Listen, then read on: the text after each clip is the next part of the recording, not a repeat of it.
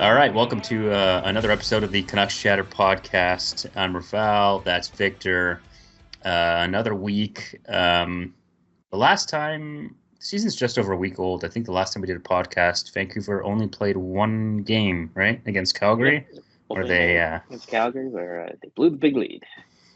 blew the big lead. Calgary has surprisingly played well so far. I think they're still a pretender, though. Don't really see them going anywhere. But good start by them. They're a pesky Um, group. Yeah, hardworking group. We just started this podcast basically right after the game against Florida, so fresh off of that game. Canucks win 3-2 in overtime. They got their first win of the season. They play the defending Stanley Cup champs Minus without. Kachuk and Barkov. Yeah, exactly. So it's not necessarily the same team, but nonetheless, you get the win. You play the teams in front of you. Yeah, that's all you can do, right? I have to admit, got home a little late. Didn't catch the first and most of the second. You caught the full game. Uh, Before I ask you your thoughts, there's a couple things I read online. Let me know if you agree with them. And from what I saw, one's a easy one. Hughes had a great game. He looked, he really stood out. What do you think on that? I'm sure you agree. Definitely vintage Quinn Hughes tonight. I think he had close to 10 shots on net. Yeah, that's a I lot. think, and what have we been saying about his whole career? He's got to shoot the puck more, and it's exactly what he did today. It was really nice to see. And he Mm. did get a goal too, despite Florida challenging and trying to say it was a no goal. Really, the face-off went off of Niels Ullmann's hand. It didn't. There was no clear, conclusive evidence, and his goal counted. And offensively and defensively, he made a lot of plays. He had the puck on a string, carrying everything, and I think it was a set play in overtime to set up Miller, and that was just a great pass to catch the JT Miller train in full stride, and Mm. JT just buried that in the back of the net. That's a weird strategy by Florida to have three forwards out there for overtime. I mean, I guess it works if you got the puck, but when you don't, they're not used to skating backwards and defending. And good Yeah, recognition there by JT Miller to know that, and then sort yeah. of take it wide around the forward, and great shot, and Canucks get their first win. The other thing, someone now again, I didn't catch the full game, but when I was reading the line, they said that Florida didn't look as good as they normally do, and I'm assuming that's probably got to do with having arguably two of your best players on the team not be there. Arguably, they are their two best players. Probably. I mean, if you include Bobrovsky, then goaltending's I'd important. But yeah, I'd still say that. Yeah, yeah. okay, yeah. That the safety net was gone without having Mhm. Barkov shutting down either Pedersen or Miller, or Kachuk causing ruckus all over the place. Definitely less of a concern for Vancouver that they had to deal with, but Florida's still a very good team without them. Anton Lundell's a really good player. Aaron Ekblad is a super solid defender back there, and Bob was on his game. Officer Bobrovsky made a lot of saves. Canucks were probably unlucky to have only two goals Mhm. before overtime, and that he kept them in it. And Florida was outplayed. They had the puck, but Vancouver was playing better. All four lines were rolling. The big boys not they didn't get as many points as they hoped, but they were noticeable today. Mhm. What did you think of? I heard some good things about Pedersen and that that line that he was on today. Yeah, what did you think about but them? they were very good. They were, for the most part, they were in the offensive zone, creating chances. Even when they weren't, they were dictating play and just having possession and keeping high danger chances out of the other side. I think Garland's and Hoglander's energy seemed to buoy Pedersen a lot, and points are still struggling to get there. But again, I've said it all along. I'm not worried about him. He's got a track record for proving. Yeah, the slump is now carried into next season, which can be a little worrisome. But players like him don't stay like that forever. They'll get out of it, and yeah, it sucks right now. But in the end, he's shown time and time again he gets out of these, and becomes the star we've known. And it's despite what they say about the start so far, last year after 4 games, they have the same amount of points. Yeah, I mean it's still early in the season, and you can take a look at some other teams that you think are contenders that are off to way worse starts. So Pettersson, Colorado, yeah, we'll talk about that a little later. Pettersson, last 28 NHL games, regular season and playoffs, 2 goals, 10 assists, 12 points. Yeah, not the points aren't there. Like you said, looked a little better today. I think there's been talk about I think you mentioned it too, and online, and I think Pettersson mentioned himself, didn't he, before the season started, something about like dealing with that knee issue that bothered him or something? Tendonitis. Tendonitis since last year, and right.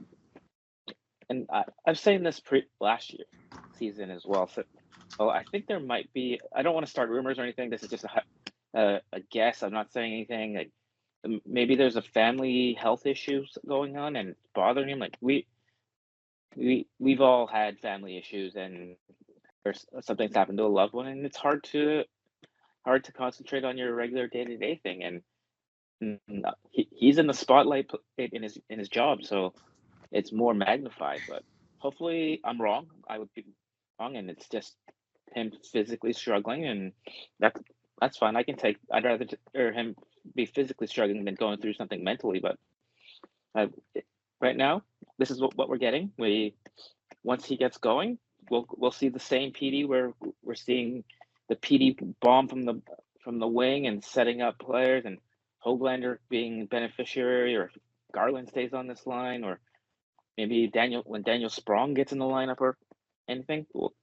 We'll get back to All-Star PD that we all know and love. Yeah, but the thing that I'd counter with that is that it hasn't really been a small sample size going back to last year of him playing like this. Now we know this isn't who he is as a player because we've seen the opposite. But look, if you're the Vancouver Canucks, and then the coaches and the management, you look at that salary that he's making, 11.6, and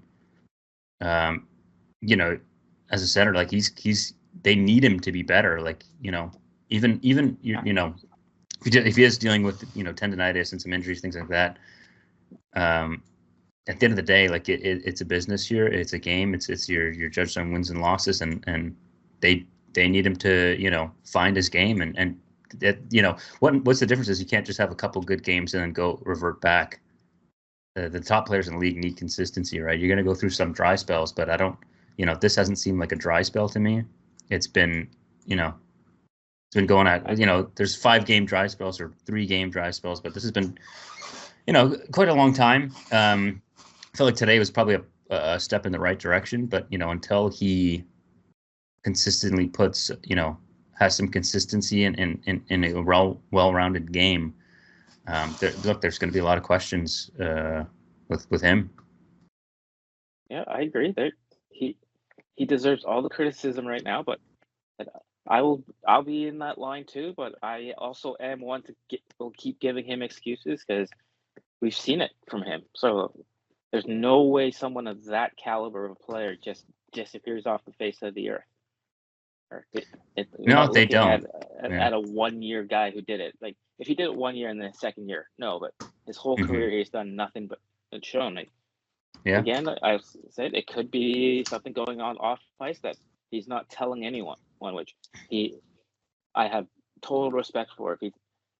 So, and maybe the knee injury is hiding something else. If it is, good. It's not our place to know what's ailing him. We only see what we can see, and we see this shadow of a guy we've known, and players of his ilk will get out of it, and I think we will, by the end of the season we'll forget about this little stretch. We'll be concerned about it come playoff time, but if they're still in the race for that at that point, but yeah, we'll see. Like, and he's playing what he can do, and he's showing up. And okay, we get what we get.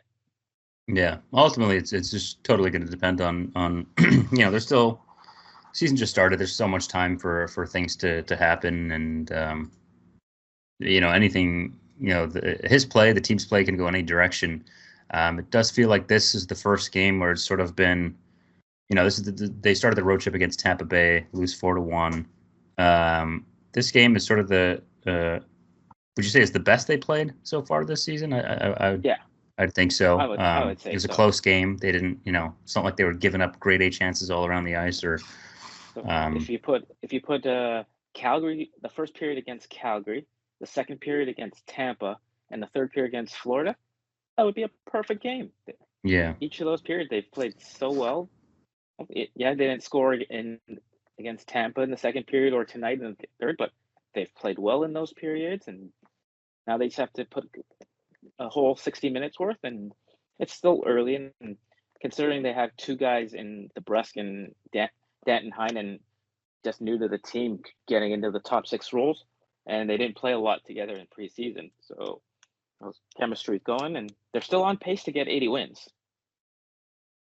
Yeah, right. Good luck on the 80 wins. They're on pace. Didn't say they would. Yeah. So, expectations, I think, this year for the Canucks are different than last year, right? Last year we sort of looked at them and it's try to fight for a playoff spot, right? And they definitely exceeded expectations last year. What do you think the expectations are for them this year? Is it, is it just make the playoffs again? Is it they got to win a few rounds? Like what? If the Canucks make a round or two. So if they lose in the first round, that's a big disappointment. It could be. Depends on how the season plays out. Because if say they get 102 points and they end up as the second seed, and they play a team that got the third place team and they got 101 points. Yeah, it's not exactly playing an 85-point team in the first round, right? So that it all depends on situation, but at least one round is the bare minimum. Yeah, expectations are higher. Last year, even when they were on top of the league, I went, hey, everything is gravy. Whatever happens from then on. And that's how I took it this year, with not just with me, but the entire fan base. There's expectations now. So the rope is a lot thinner, where they expect like high level efforts, game in, game out. Maybe not the full 82 games, that's near impossible, but they expect them to be in one of the upper echelon teams. Yeah, I mean, I think when you look back at last year, they surprised a lot of teams, right? I don't think anybody expected them to be the top of the league like they were for a lot of the year. This year, they're not really surprising anybody. I think teams are not going to take them lightly. I think Vancouver's still a good team. There's some question marks, obviously, but I think every team, all 32 teams right now are feel good about some parts, feel bad about some parts, right? It's just that's salary the cap process. League. You have no choice but to have holes. For sure, yeah. It's just how you can best kind of balance it out. What have you thought about the goaltending for the Canucks through for the first 4 games? Other than the third period against Calgary, goaltending has not been an issue. Shelov's in his 1.5 starts has been good in 1.5 starts, and Lankinen's been very good in both his starts. Yeah. Against the Philly game, I was at that game and I saw the breakdown. I saw York just streak in. I'm like, why is that guy so open? And then when they passed it to him, I was like, oh no! And I didn't actually see the puck go in because that was on the other side. But I was like, oh, hit the post, and replay clearly showed it went in. I saw the defensive breakdown, so there was nothing there. Today, not much he can do on either one of those goals. Goaltending hasn't been issue. It would have been maybe if Demko was in it, in net, he would have made saves in those games. So that's where it separates the number one from the number twos, where the number ones make that save that you get that the number twos don't, even if there's nothing the goalie can do about it. Yeah. No, I mean, look, the Canucks have a luxury of their I guess second and third goalie playing well, and you look around the NHL, that's not the case with some teams. You look at Ottawa, Colorado. Colorado. I mean, they're getting no goaltending, and even when you look at Ottawa, when Olmark's not playing, they haven't looked too good. I mean, they surrendered seven goals in that LA game. LA had scored no, yeah, they had 7 goals for, but they had 8 goals against, and Kemper, they kept him in net for all 8 of them. That's a rough one. So goaltending is good. Is there any? I'm trying to think right now about Demko's history. Does he have a history of being injured? Yeah. Yes, he does. Right, and that's always been the big concern. Whether he's had knee injuries for a couple seasons, and that's always been the biggest concern about him is durability. Yeah, and what do we talk about it? I guess everyone talks about the best ability is availability, and when your best goaltender isn't available for you, I think the management is worried about that. Like this is not the first time that it's happened. So hopefully he can work his way back and just kind of consistently I mean, things happen. It's a physically taxing game, but there's some goalies that just can't stay healthy in the league, and when it happens, especially during the playoffs, like it can change the entire series. Luckily, it didn't for Vancouver, I'd say last year, but for some other teams, it can. Against Edmonton. Yeah, it could have. We don't know. Demko probably could have and probably would have saved a couple of those ones that Shelovs didn't. Yeah. I don't mind right now Demko missing the beginning of the season because this keeps them a little bit fresher for the springtime, where they hopefully will be getting a long run into the early summer months. But that's too far away right now. Got to deal with what you have to get there first, and right now just they're treading water, which is good. They haven't played the full game, but there's spurts here and there, and especially with tonight, they put in Eric Brandstrom for his first game as Canuck. Like, did he excel? No. Did he struggle? No. He did his job. He's a good puck mover, which they desperately needed. Yeah, you need some of those. He provided Desharnais with a little bit of a safety net. He didn't play all that much, but when you have Quinn Hughes out there, who's out there probably a good half hour almost every game, it seems like. Again, just tread water. That sometimes is the best thing. Yeah, I mean, he's they're going to bring him in. You don't want to throw him into the fire. You keep down those minutes for the game. And when you haven't played a game and you jump into a new team, if no one's talking about you, it's probably a good thing. You don't, especially as a defender. And so that's a good start for him. We'll see. Like you said, they don't have enough. Quinn Hughes is obviously that puck mover. They don't have that many guys. They have a lot of big bodies. Players with long stick that can try to stop a forecheck, but not a lot of puck movers, and you need that to get the puck out to the forwards on the breakout. The puck movers are on that first pair. Yeah, and you're not breaking up that first pair because you have the chemistry and the partnership. So there was thought about it. If Myers was actually hurt long term, there was talk that Hronik would drop to the second pairing, and Juleson might have been paired up with Hughes. I don't know.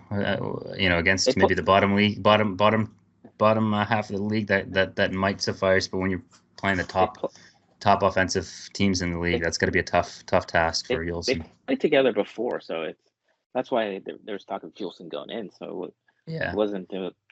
And they did have good chemistry. Did Quinn play well? Yeah, Quinn could put me on his right side and still excel. Yeah. Would be a small defensive pairing.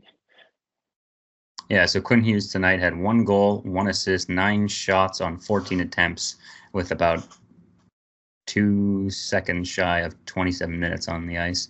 And the shots were 18-9 at 5-on-5. So as we talked about earlier, he had a monster game.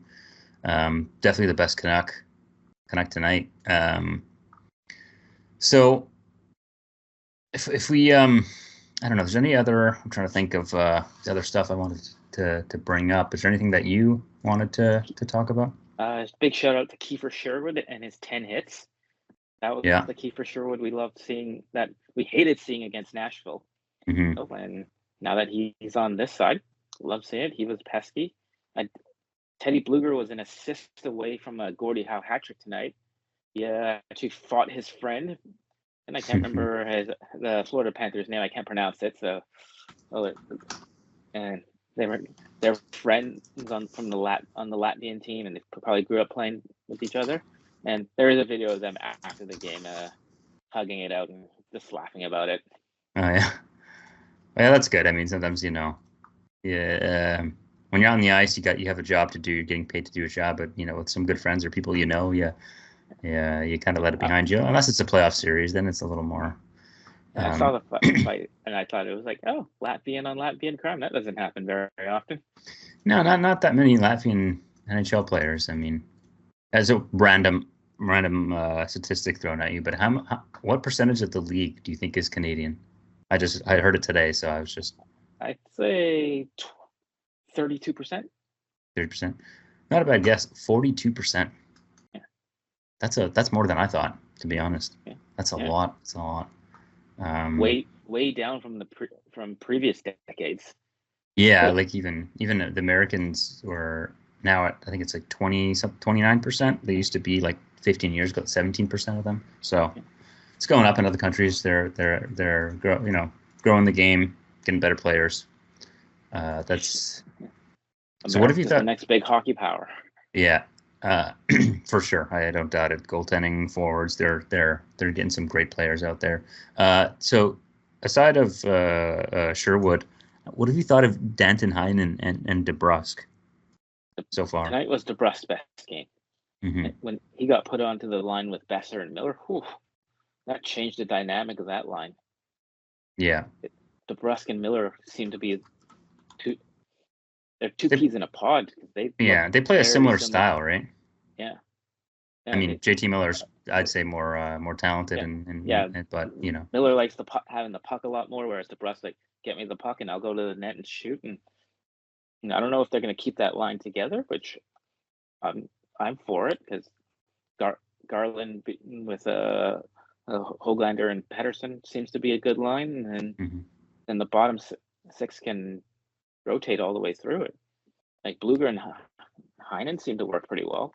Oh, Oman got into his second game, big contributor in getting that second goal.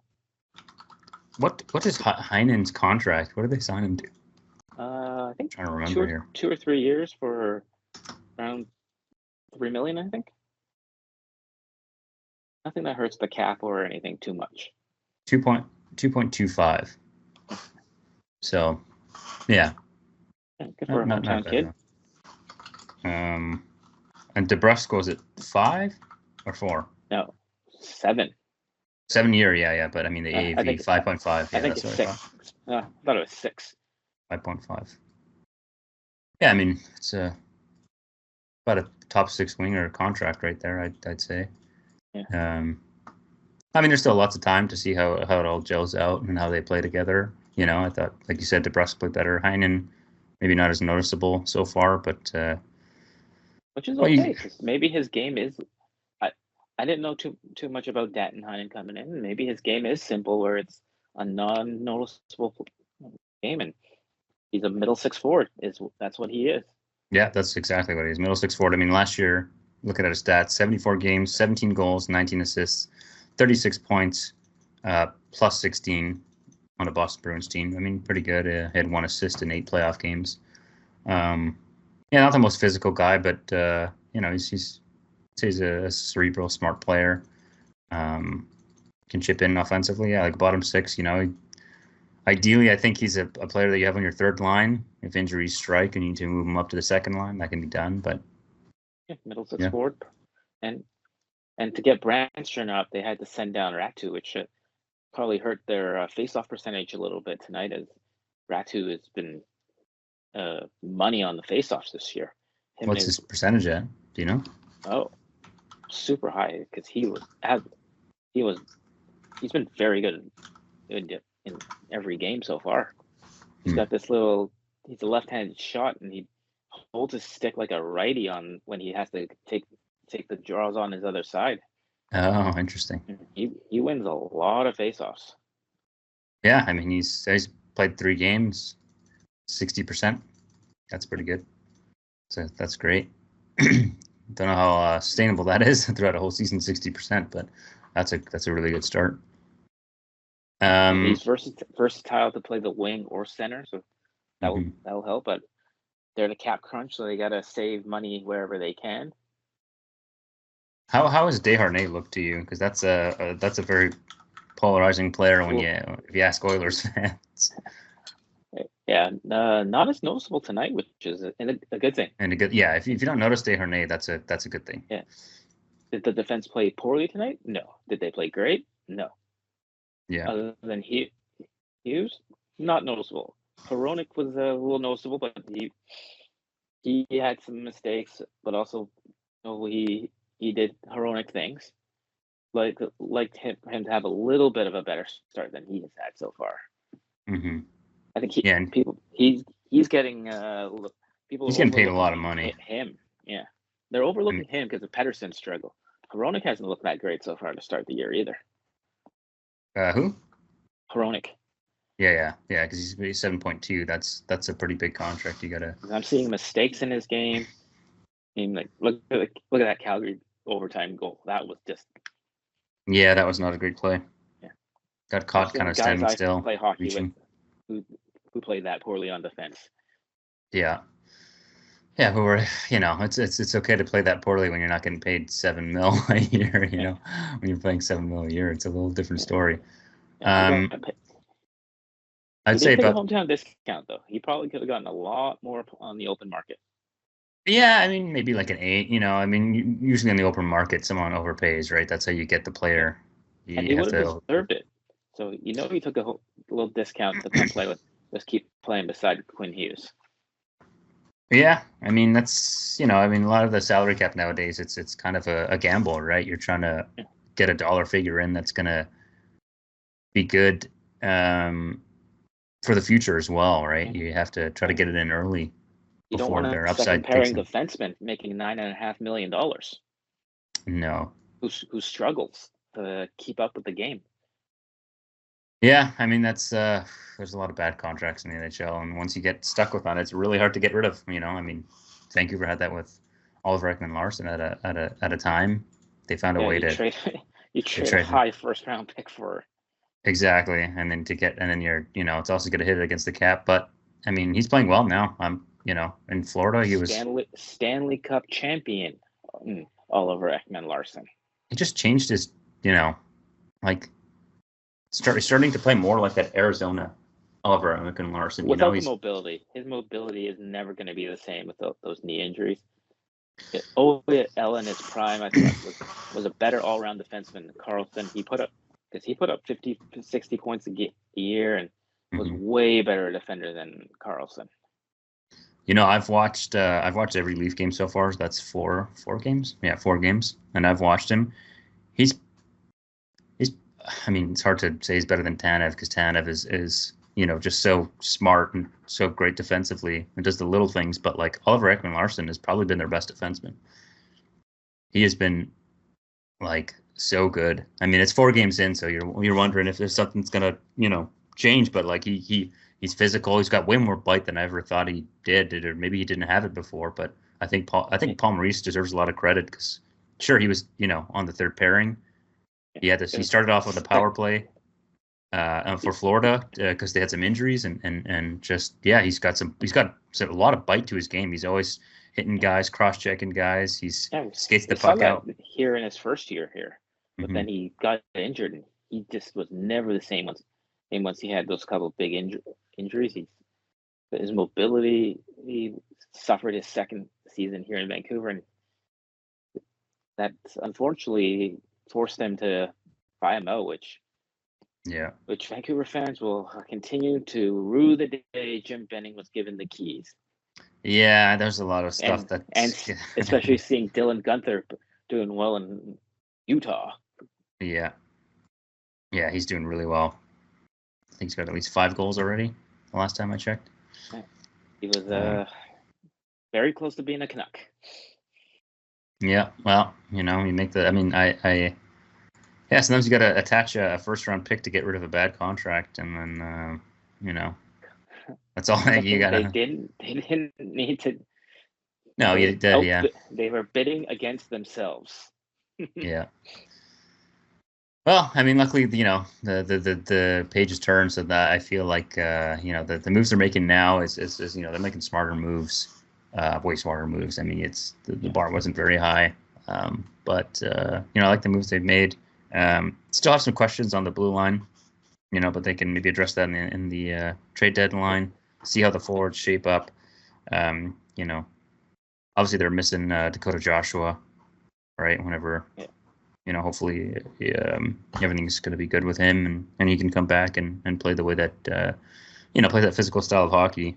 But yeah, I mean, I'm all good on the Canucks unless you have anything else to add in. Preview their upcoming 2 games, like playing Philadelphia on Saturday and then playing future Canuck Connor Bedard and his Chicago Blackhawks. Yeah, so a light schedule, right? Like I look at the schedule for Vancouver coming up, after winning this game, I think there's some time for them to rack up some points here, right? Like you're facing, like you just said, the Flyers, who I think I don't necessarily think they're a playoff team, but I think they're playing a little bit better to start the year. Blackhawks, they're a bubble playoff team. Yeah, Torts is their coach, who's despite hard what you think of him, he's a good coach. Yeah, he's hard on his players, but he's I think he's fair for the most part, right? Like I'm sure it would suck to play for him at times, but you know what? You need a coach to push you to be better, right? And you never know what you're getting with Chicago, a young and old team at the same time. Yeah, it's kind of strange. I mean, look, both these games should be winnable by Vancouver. Even if you go into Pittsburgh as well, that's a team they should be able to beat. So until they get the next 3 games, and then we play 3 games in how many days is that? That's Saturday. You get 2 days off Tuesday, then you have 3 days off Saturday. Like a lot of time for rest, right? Especially when they finish the road trip and come back to Vancouver. Then you start playing some better teams in the Hurricanes, Devils. Then you do that Western road trip where those teams are. Man, I remember when the Western road trip used to be such a scary place. Or I mean, not Western road trip, but like the coast there in California. Not so much anymore. San Jose. Oh, San Jose is just like an AHL team. It's tough. So the Ducks are much better, to be honest. So especially with Celebrini out right now. Yeah, well, it'd be Shout nice out to see Pittsburgh's him. Dynamic duel for hitting big milestones. Isn't Malkin? I might be wrong, but he's up there in points leaders in the NHL right now. That's it's awesome to see. Yeah, what is his Malkin's stats? Always been one of my favorite players since I've watched him play. He's so smooth the way he plays. Yeah, so underrated. big body, can drive the net. He's got a good shot. Yeah, center. Proved himself a superstar when Sid was having concussions. Won an MVP, carried his team to the playoffs. Yeah. Oh man, can't. It's not much bad you can say about the guy. I mean, he's got 11 points right now in 5 games. So, the guy, people did not think the writers of the 100 best players ever to play in the NHL a few seasons ago, they did not think he was where they thought Jonathan Toews was. Yeah, I don't know. I mean, I'll take Malkin over Toews any day. At their primes, yeah, probably, yeah. Like, Toews is a great player himself, but Malkin was a game changer in his prime. Yeah, like he's he's just a superstar, right? Or I think Toews is a star, but Toews was never a guy who put up like 100 points, right? Like, Pittsburgh's it's just in a weird place too. Like you love to see Crosby and Malkin, but just where they're at and what they've done, bringing in Carlson and all that, it's just a strange time. They're stuck. They're stuck. They're in the worst spot. They can't rebuild because you got the big 3. They're still have to take advantage of the years and try to help the big 3 win, but they have no prospects to help them out because they keep selling the draft picks and players to try to help them. So they're in no man's land. Yeah, I definitely agree with that. I don't know what's going to be into them. Just take a look. The Oilers won today, so they're starting to look better. 4-2. What about Calgary? Calgary? When's the last? Hopefully Edmonton doesn't go on a 16-game winning streak again. Hey, if anybody can do it, it's them. Like they're that good. It was a cupcake schedule, those 16 wins. Yeah, but They, but they regardless, to there are a string lot of together that many wins. Anaheim and San Jose games in there. Oh, for sure. I think there's a couple Columbus games in there. But I mean, Did you see the tribute Columbus did for Johnny Hockey? yeah, I did. That was really cool. That's I'm sure all those players, it was just so hard to play that game and really focus on your job because, obviously you're paid and it's a business, but must have been having damn only tough. five players on the ice to start for 13 seconds. Very Yeah. good for Florida to acknowledge that as well, and the league. I feel like they should do that for them for the whole season. Yeah, I mean, even the Blue Jackets have a stall open for Gaudreau still with his jersey hanging, and just tough one. You still think about that all the time. It's still weird to know an active player passing away. Yeah, a big name player. Yeah, exactly. All that. It's I mean, one of the best undersized players to ever play. Really, such a smart, cerebral hockey player. Yeah, it's